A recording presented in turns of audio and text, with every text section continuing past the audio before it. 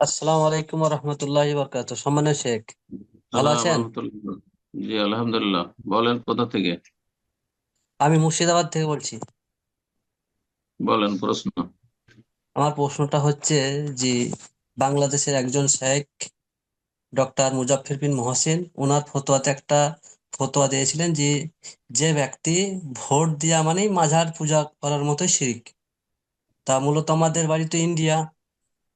তা হুম, এখানে যদি কোনো ব্যক্তি যদি কোনো দলের সাথে যুক্ত না থাকে, এমনি সাধারণভাবে কেউ যদি ভোটটা দেয়, নিজের ভোটটা দেয়, তাহলে সে কি শিরক করবে? ভোট দিলেই শিরক হয়ে যায় এরকম কথা কোন আলেম যদি বলে থাকেন ভুল বলেছেন, ভুল বলেছেন। প্রয়োজনে যদি দেখা যায় যে ভোট দিলে মুসলিম জাতির উপকারিতা আছে, বেশি খারাপকে থামানো যাবে এবং তুলনামূলক ভালো মানুষকে শক্তিশালী করা যাবে, ভালো নেতৃত্বকে নিয়ে আসা যাবে, তাহলে ভোট দেওয়া বাঞ্ছনীয়।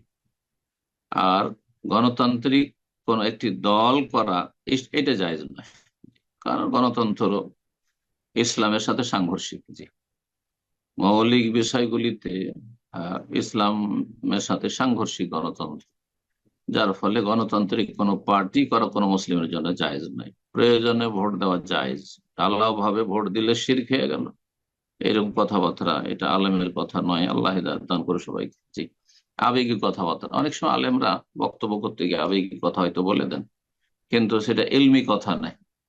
জি, জ্ঞান গর্ব কথা নয়। কোরআন সুন্নাহর দলিল ভিত্তিক কথাবার্তা বলার চেষ্টা করতে হবে। বারাকাল্লাহ। শাহেদ, আসসালামু আলাইকুম। আমি বরিশাল বাংলাদেশ থেকে আসসালাম বলছি। রহমতুল্লাহ বারাকাতুহু। জি বলেন। জি শাহেদ, আমার প্রশ্ন হচ্ছে জেহেরি সালাতে যখন ইমাম ফাতিহা সূরা পাঠ করে, তো পাঠ করার পর আমরা আমিন বলার পর আমি নিজেও ফাতিহা সূরা পাঠ করি। তো তারপর আবার দ্বিতীয়বার আমার আমিন বলতে হবে কিনা যখন আমি মানে নিজে পাঠ করি? প্রশ্ন কি, যেটা ঠিক কিনা? এই তো। জি জি শাহেদ, এটা ঠিক কিনা আমি সমস্যা দ্বিতীয়বার নেই আমিন তো। বলবো সূরা কিনা? সূরা ফাতিহা দুয়া, সূরা ফাতিহা যদি শোনেন তাতে আমিন বলেন, সূরা ফাতিহা নিজে পড়লেন তাতে আমিন বলেন, কোনো অসুবিধা নেই। জি। আসসালামু আলাইকুম। ওয়ালাইকুম আসসালাম রহমতুল্লাহ বারাকাতুহু।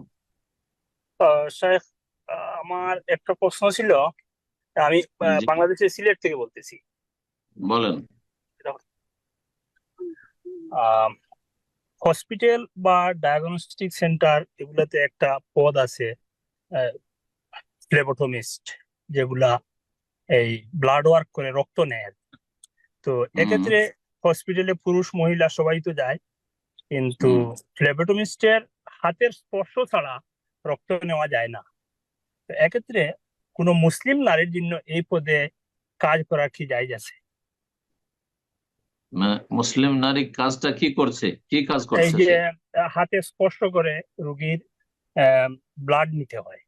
রোগীকে স্পর্শ করছে, এই জি তো। জি জি। হাতে হাতে যে আবরণ আছে না তাদের, এই যে সেটা গ্লাভস ব্যবহার করবে। গ্লাভস আছে, হ্যাঁ। জি হ্যাঁ, ওটা অসুবিধা নেই, ব্যবহার করলে। জি, সরাসরি স্পর্শ করবেন।